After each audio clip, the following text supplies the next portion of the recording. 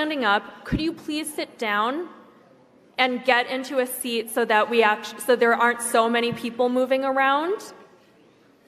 And then let me consult the people who are counting. So everyone who is not a counter, take a seat. Take a seat. Everyone on the walls, take a seat so that we can count. This is a quick video highlighting the failures of committeeism and bureaucracy and the council democratic process. That we're going to go through adopting the rules. So with that, everyone, we're going to start voting. So let's take a deep breath. Great. This video is not going to focus on the culture war nonsense because that's been spoken about to death. It's instead focusing on how silly the council delegate process is compared to monarchism and the efficiency of monarchism, the clarity of monarchism, the focus of monarchism. We are debating the amendment to the committee report, and that amendment is to swap six of the the amendment is to take six different delegates to recognize six different delegates from East Bay from what the committee report says. It just gets worse from here. Great. Point of clarification here on what we're actually... Could you get to the mic, please? So point of clarification in that the chair gave a report. There was a verbal second from the audience on the report of which was given, and then there was a motion for an amendment to that. What are we actually talking about at this point, and then what is the vote going to be? Thank you. We need to be very clear about the work that we are trying to do. It is important. So in voting yes, are we voting to... Yes. Yeah, so voting yes upholds means... the delegates? No. So voting yes means that you want the substitute six delegates to be seated instead of the delegation that is outlined in the Credentials Committee report. Thank you. Does that make sense? No. I would really like to see these people write a constitution that encompasses all of society and all of their weird delegate, council, legislative word games, all in one document. How long would it be? How clear would it be? How contradictory would it be?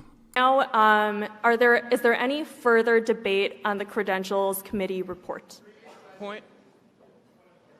Hold on. Point of order. Yep. Thank you. So... Sorry, what's your name and My name is Trey. I use they, them, and he, him pronouns. I'm from Memphis. Thank you for asking. Nice to meet you. Sorry. Nice to meet you. I had a question. So, Jack, what is his name? Or what is their name? Nick J. They were elected as an at-large delegate before they resigned. Is that correct? No. No? Okay, then never mind. Now. See, nothing's actually getting done. There's no progress. It's just everyone needs to be on the same page. Everyone needs to be continually updated, continually clarified. And the more people involved in the process, the more muddled and unclear the actual legislation and rules and decision-making process gets. The more minds involved, the more confusion there is. And the more confusion there is, the more people need to be updated. And the more people there are, the more updates that need to happen. Now, we are going to... Point of information, could you please let us know how many delegates there are? Anyone know that? Hold on 1 second. Do you know that? I believe 1,057. Thank you. Hi. Over 1,000 delegates? What's the purpose? Like, isn't there diminishing returns?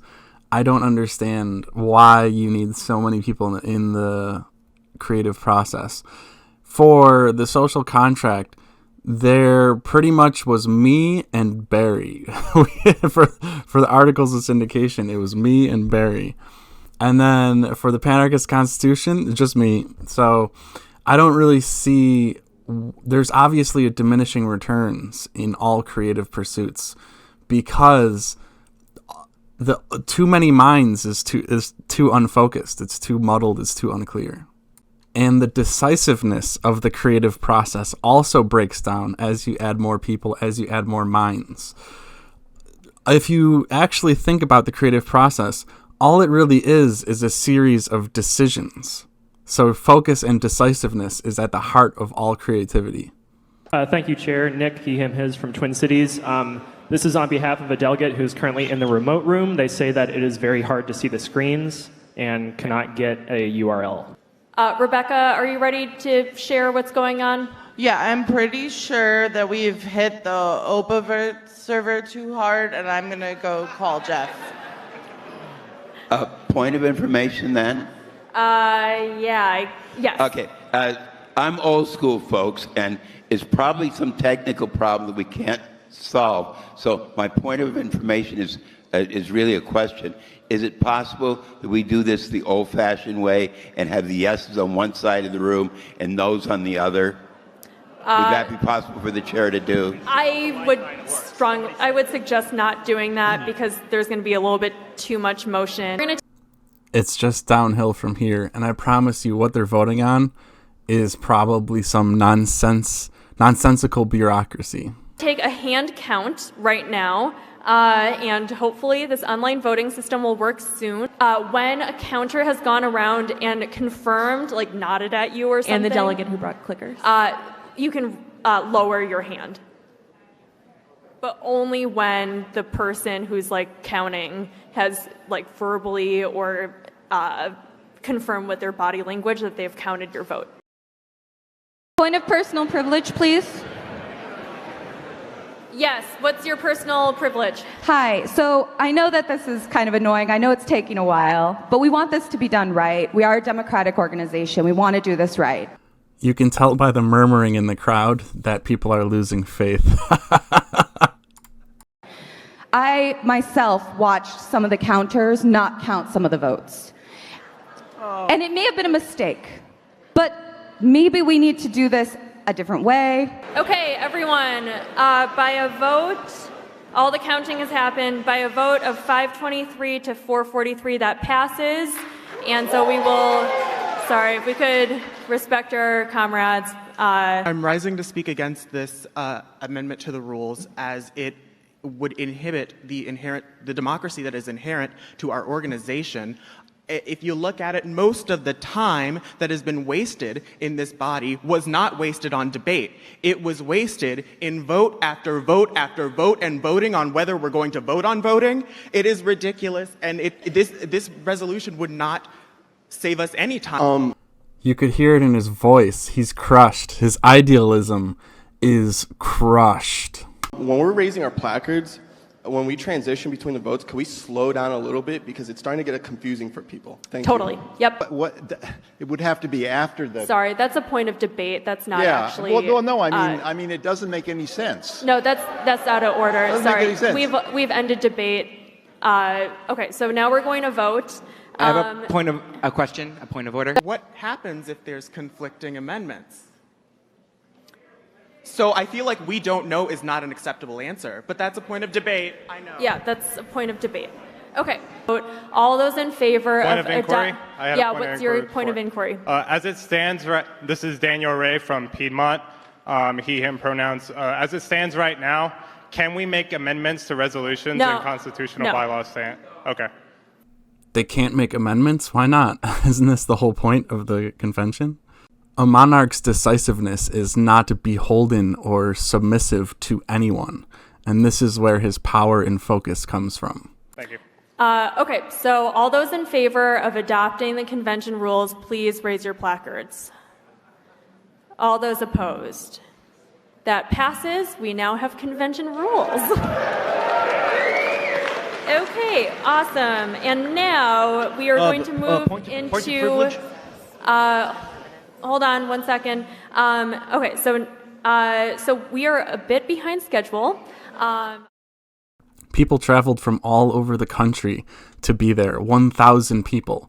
So let's say 1,000 people spent $1,000 to be there. They spent $1 million on travel expenses for that one meeting. And what exactly did they accomplish? What was gained? And a monarch can do all of that 100 times faster and probably with 10 times the effectiveness and overall quality. Now imagine running every single organization using that one delegate system, one delegation controlling all of society from a top-down manner. This is what socialism is. This is the heart and the essence of socialism. And you just saw it there in practice. I'm sure they would get a little bit better once they get comfortable with everything and once they get to know each other maybe, and once they remove the bad apples somehow without corruption, without compromising the whole institution. But anyway, really an insight into the democratic delegate council system and why I completely avoid it entirely. I've participated in a few cooperatives in my day, the foundation of a few cooperatives, and they were very similar to that, except with about 15 people instead of 1,000. So here's some socialist math. We have businesses in the United States, just look this up, 6 million socialist delegates. In this example, this is hours per year managing per business. So that's 30 minutes per business per year, still works out to be 3 million hours of management per year, which is 125,000 days at 24 hours a day, which means you have 34,000% above your maximum. So this is, and then if you do 32 hours per year, a whopping 32 hours per year, which is 160 minutes, by the way, 160 minutes per month, that's 2 million% above what is physically possible delegating 24 hours a day. Now this is 40 hours per week. At 30 minutes per year, you need 1.5 million delegates. At 32 hours per year per business, you need 97 million delegates. This is 29% of the total population of the United States needs to go through this horrible delegate process. Now, if you just reduce this by 10x, you're still looking at 5% of the U.S. population in a management position for a measly 160 minutes per month. This is nothing, ladies and gentlemen. So, really shocking numbers about how bad socialism is. And this is assuming it's very efficient. How much can you really learn about the day-to-day operations of a business, of a corporation, in 160 minutes per month? And then on to the next business, right? You need to be an expert in all of these businesses at the exact same time. It's never going to happen. You're not going to be familiar with any of the businesses because you're disconnected from them. You're completely disconnected from them in this bureaucratic black hole of coordination. It's a black hole of coordination and competency, as you can see in the video. So just witnessing this in practice and comparing it to arcology and the monarchist development process really gives you a nice look at the two systems and the strengths and shortcomings of both systems. Obviously, a monarchy could be a failure if you get a dumb monarch. It's really foundational to the quality of the monarch is really a big part of the success of that system. But the hyper-democratic system also fails based on the quality of the crowd, and I think it's just less likely to have excellence, and it's less likely to be exceptional in terms of its speed and quality and focus. Oh, I don't want to ramble on too long, so remember, a single dream is more powerful than 1,000 realities. Come